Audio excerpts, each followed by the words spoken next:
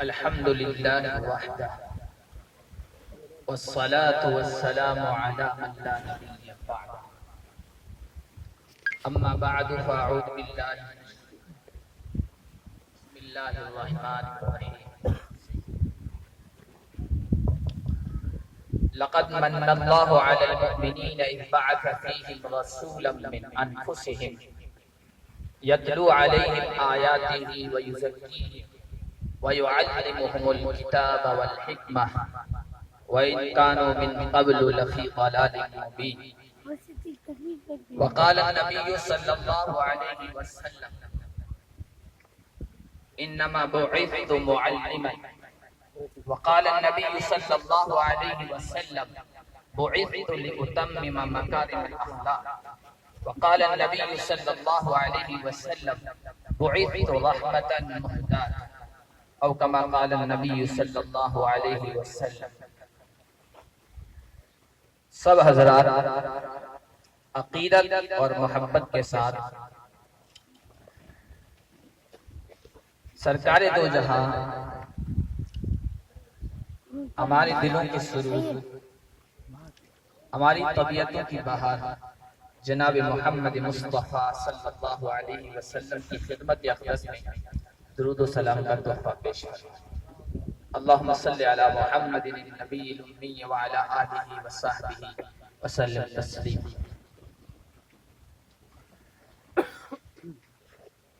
قابل صد احترام حضرت مولانا مفتی ابو بکر صاحب،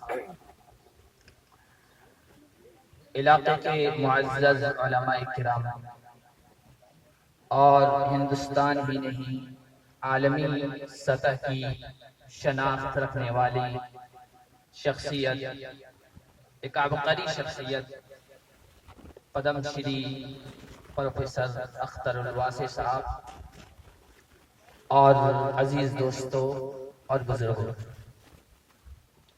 ایک طالب علم نے ابھی تقریر کی جس کا عنوان تھا تعلیم و تربیت۔ نبی پاک صلی اللہ علیہ وسلم کو جو اس دنیا میں بھیجا گیا، آپ کی بعثت اور آپ کے بھیجے جانے کا مقصد اللہ نے قرآن میں بیان فرمایا۔ ان میں سے دو مقصد یہی بیان فرمائے ہیں کہ وَيُعَلِّمُهُمُ الْكِتَابَ وَالْحِكْمَةَ وَيُزَكِّيهِمْ، تعلیم کتاب اور تزکیہ یعنی تربیت۔ اللہ کے نبی صلی اللہ علیہ وسلم کا اس دنیا میں بھیجا جانا، یہ اللہ تعالیٰ کے ہم پر بے شمار احسانات میں سے ایک احسان، بے شمار عنایتوں میں سے ایک بڑی عنایت۔ اللہ کے احسانات بے شمار ہیں، اس کی عنایتیں اور نوازشیں بے پناہ ہیں۔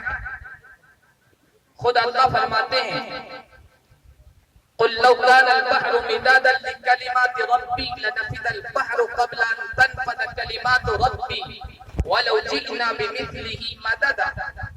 آپ کہہ دیجئے اگر دنیا میں جتنے سمندر ہیں ان کو روشنائی میں تبدیل کر دیا جائے اور جتنے درخت ہیں ان کو کاٹ کر ان کی قلمی بنا دی جائے اور پھر لکھنے والے بیٹھ جائیں تیرے رب کے احسانات کو لکھیں، سارے سمندروں کی روشنائی ختم ہو جائے گی، سارے قلم گھس گھس کر ختم ہو جائیں گے، لیکن رب کے احسانات شمار میں نہیں آئیں گے۔ بلکہ 21ویں پارے میں اللہ نے بیان فرمایا کہ اگر اس دنیا میں جتنے بھی سمندر ہیں ان سارے سمندروں کو ایک مرتبہ نہیں، 2 مرتبہ نہیں، 3 مرتبہ نہیں، 7 مرتبہ روشنائی میں تبدیل کر دیا جائے اور جتنے درخت ہیں ان کو ایک مرتبہ نہیں 7 مرتبہ کاٹ کر قلموں میں تبدیل کر دیا جائے، ساتوں سمندروں کی 7 مرتبہ روشنائی ختم ہو جائے گی اور سارے قلم گھس گھس کر ختم ہو جائیں گے، لیکن رب کے احسانات کو تم شمار نہیں کر سکتے ہو۔ ان سارے احسانات میں، ان ساری عنایتوں میں ان سارے اللہ کے جو فضل و کرم ہیں ان سب سے بڑھ کر اللہ کے نبی صلی اللہ علیہ وسلم کا اس دنیا میں بھیجا جانا ہے اور آپ کو مبعوث بنا کر، آپ کو رسول بنا کر انسانیت کے نام پیش کرنا ہے۔ یہ اللہ کا سب سے بڑا احسان ہے۔ اللہ کے نبی نے آ کر انسانیت کو کیا دیا، لوگوں کو کیا دیا؟ صرف انسانیت نہیں، ساری مخلوق کو اللہ کی، نباتات کو، جمادات کو، شجر کو، حجر کو، کائنات کی ساری مخلوقات کو کیا دیا، کیا احسانات کیے، کیا انسانیت نواز تعلیمات دی۔ ان کو سمجھنے کے لیے اللہ کے نبی کے تشریف لانے سے پہلے کا جو زمانہ ہے اس کو دیکھنا پڑے گا، اس کی اسٹڈی کرنی پڑے گی اور اس کا مطالعہ کرنا پڑے گا، اور قرآن کی چند آیتوں کو سامنے رکھ کر آپ اندازہ کر سکتے ہیں کہ وہ زمانہ کیسا تھا۔ اللہ نے اس سب سے بڑے احسان کا تذکرہ کرتے ہوئے کہا وَاذْكُرُوا نِعْمَةَ اللَّهِ عَلَيْكُمْ إِذْ كُنْتُمْ أَعْدَاءً فَأَلَّفَ بَيْنَ قُلُوبِكُمْ فَأَصْبَحْتُمْ بِنِعْمَتِهِ إِخْوَانًا وَكُنْتُمْ عَلَى شَفَا حُفْرَةٍ مِّنَ النَّارِ فَأَنقَذَكُم مِّنْهَا۔ اللہ کے اس احسان کو یاد کرو، اور اس سے پہلے جو حالات تھے وہ کیا تھے؟ قرآن کی تعلیمات اور قرآن کی آیتوں کی روشنی میں یہ معلوم ہوتا ہے کہ انسان ایک دوسرے کے خون کے دشمن، ایک دوسرے کے خون کے پیاسے تھے۔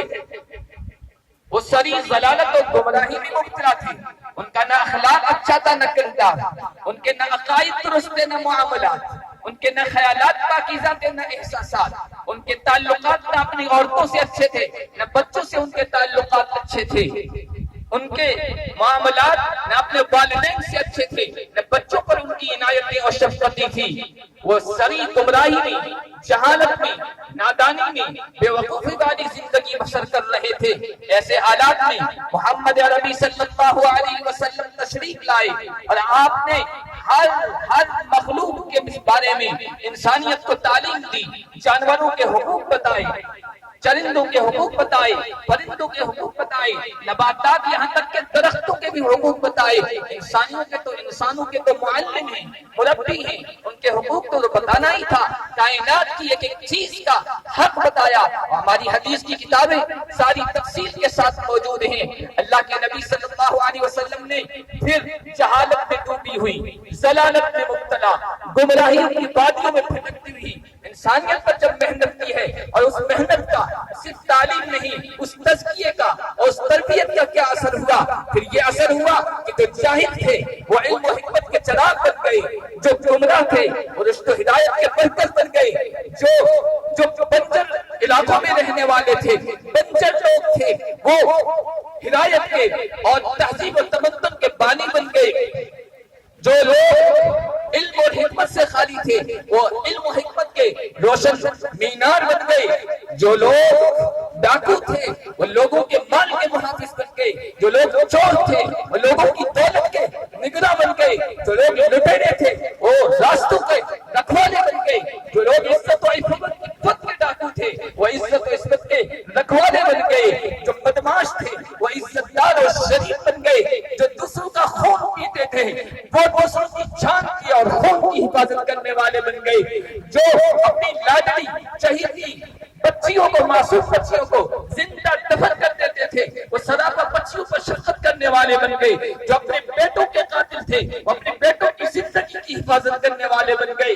جن کے والدین سے اچھے تعلقات نہیں تھے وہ پوری زندگی اپنے والدین کے خادم بن گئے۔ جو جانوروں تک کو حقوق نہیں دینے والے تھے وہ جانور نہیں، بے جان درختوں کے حقوق کو پہچانے والے بن گئے۔ اسی کو کسی کہنے والے نے کہا ہے، بلکہ کسی نے کیا کہا ہے، ایک ہمارے ہندو بھائی پنڈت ہری اختر لال نے کہا ہے، کس نے ذروں کو اٹھایا اور صحرا کر دیا، کس نے قطروں کو ملایا اور دریا کر دیا، کس کی حکمت نے یتیموں کو کیا در یتیم اور غلاموں کو زمانے بھر کا مولا کر دیا۔ ایک غرض انسانیت کا سامان مہیا کر دیا۔ ایک عرب نے آدمیت کا بول بالا کر دیا۔ وہ ایک نسخہ لے آیا، تعلیمی بیداری عنوان ہے، وہ ایک نسخہ لے آیا، اسی نسخے کو اپنانے کی وجہ سے یہ ساری ان میں تبدیلی آئی۔ آج بھی ہمارے پاس وہ نسخہ موجود ہے۔ وہ نسخہ کیا ہے؟ حالی مرحوم کے الفاظ میں، اتر کر حرا سے سوئے قوم آیا، اتر کر حرا سے سوئے قوم آیا اور ایک نسخے کیمیا ساتھ لایا۔ وہ نسخے کیمیا کیا تھا؟ اقرأ باسم ربک الذی خلق، خلق الانسان من علق، اقرأ وربک الاکرم الذی علم بالقلم۔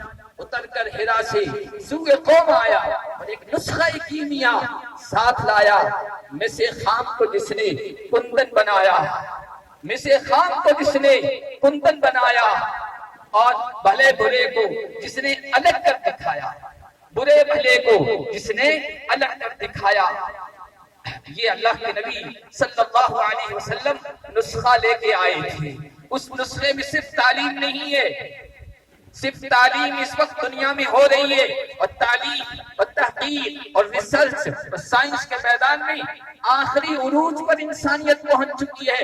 یہ صرف تعلیمات کا نتیجہ ہے۔ اس تعلیم کا نتیجہ کیا ہے؟ دنیا میں بدامنی ہے، دنیا میں انتشار ہے، دنیا میں بے چینی ہے، دنیا میں آپس میں لڑائیاں ہیں، دنیا میں آپس میں اختلافات ہیں، رنگ و خون کے امتیازات ہی اس تعلیم کا نتیجہ ہے۔ لیکن نبی صرف تعلیم نہیں لے کے آئے، نبی تو وَيُزَكِّيهِمْ کا نسخہ بھی لے کے آئے، تربیت کا نسخہ بھی لے کے آئے، جس نے عرب جیسے جاہل لوگوں کو زمانے بھر کا امام بنا دیا اور گوان لوگوں کو تہذیب و تمدن کا بانی بنا دیا۔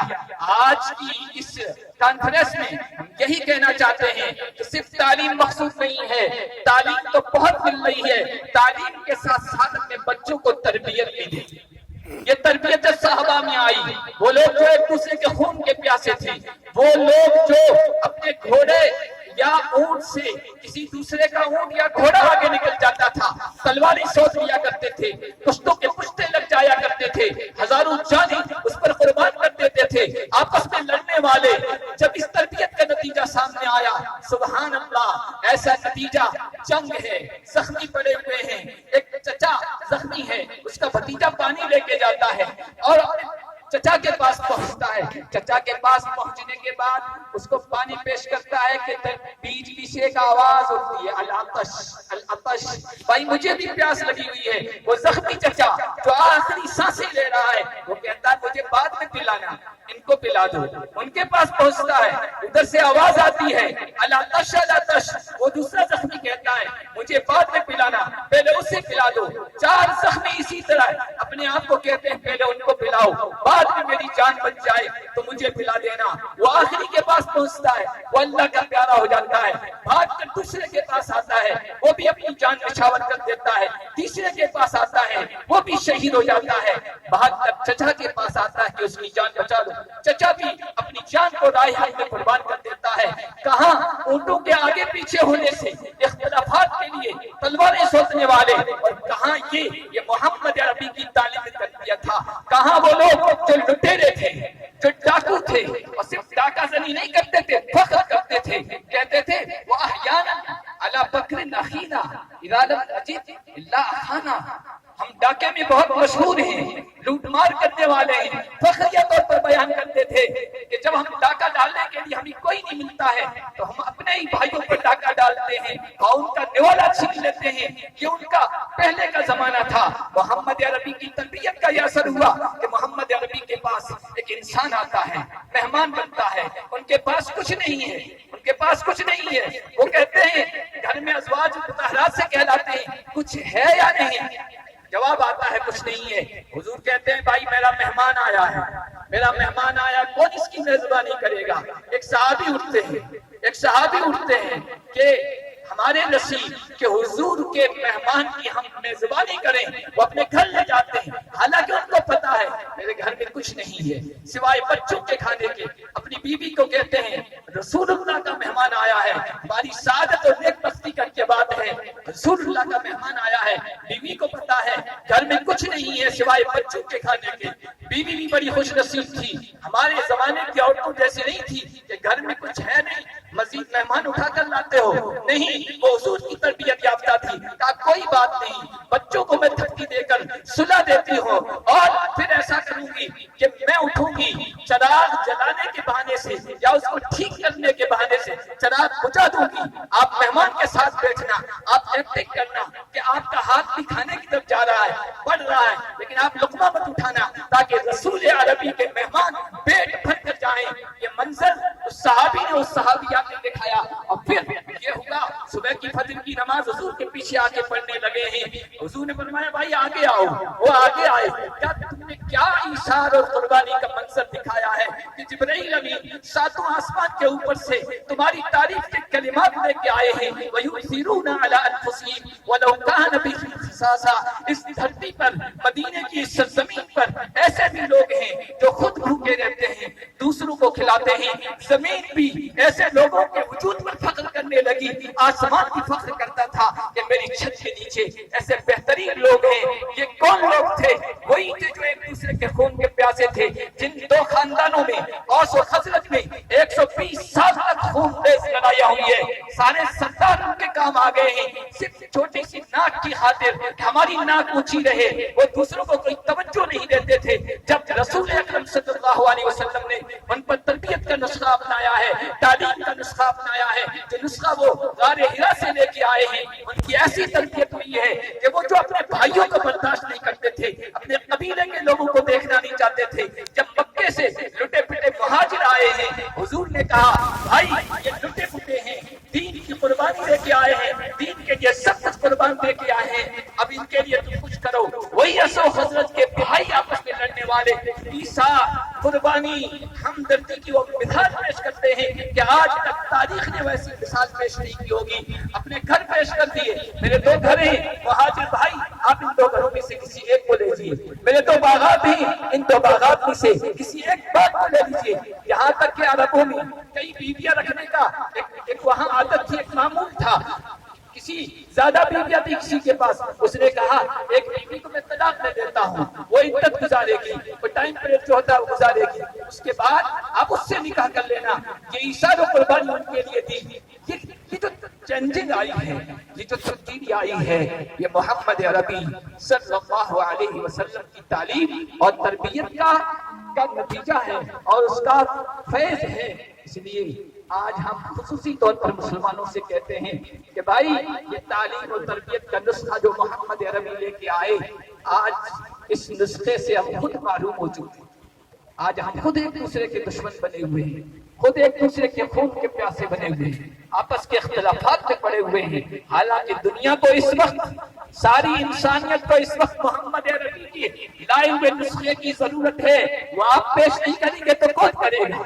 अल्हम्दुलिल्लाह वो तालीम और तरबियत दोनों इस इदारे मुबारक उलूम में दिए जा रहे हैं, ये नुस्खे तलबा को दिए जा रहे हैं। और हम उम्मीद करते हैं कि हिंदुस्तान का फ्यूचर, हिंदुस्तान का मुस्तकबिल हमारे तलबा होंगे कि अपने अपने ईमान को फरोख्त करेंगे, न अपने ईमान को बेचेंगे और न दुनिया में किसी के पीछे रहेंगे। ये अपने मुल्क के भी वफादार बनेंगे, ये अपने मिल्लत के भी वफादार बनेंगे, ये अपने दीन के भी वफादार बनेंगे, ये अपने वालिदैन की भी खिदमत करने वाले बनेंगे, ये इंसानियत पर रहम करने वाले बनेंगे।